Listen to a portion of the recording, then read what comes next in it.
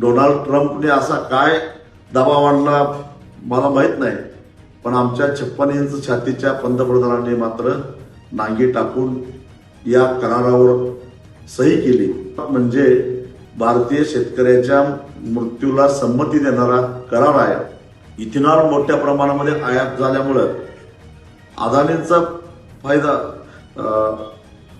अंबानीचा फायदा होईल, रिलायन्स इंडस्ट्रीचा फायदा होईल, पण भारतीय साखर उद्योग मोडून पडेल.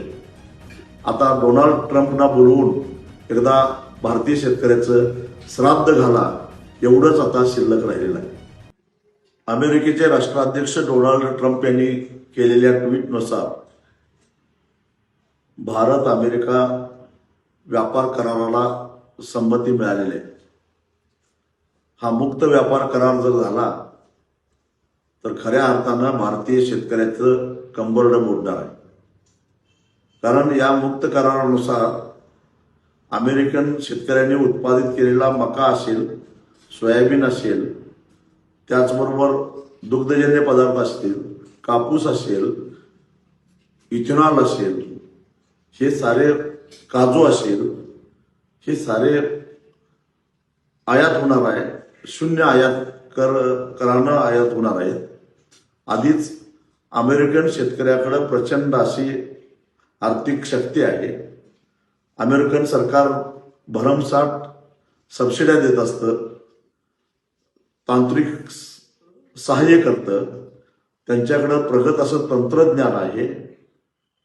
शिवाय जीएम टेक्नॉलॉजीचा सर्रास ते उपयोग करतात, ज्याची भारतामध्ये बंदी आहे, संशोधनाला सुद्धा बंदी आहे.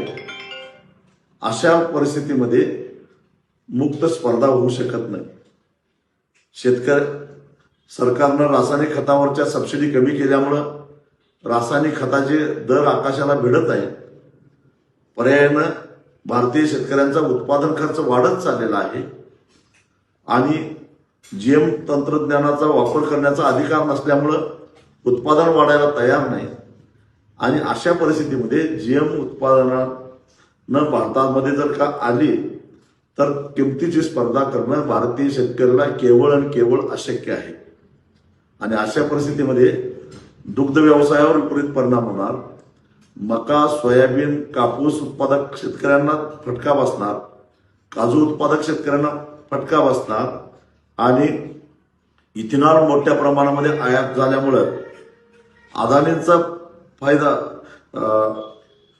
अंबानीचा फायदा होईल, रिलायन्स इंडस्ट्रीचा फायदा होईल, पण भारतीय साखर उद्योग मोडून पडेल.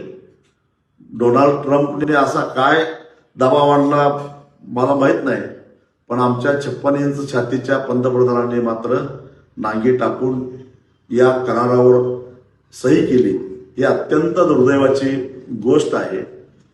हा करार म्हणजे भारतीय शेतकऱ्याच्या मृत्यूला संमती देणारा करार आहे. आता डोनाल्ड ट्रम्पना बोलवून एकदा भारतीय शेतकऱ्याचं श्राद्ध घाला एवढंच आता शिल्लक राहिलेलं आहे.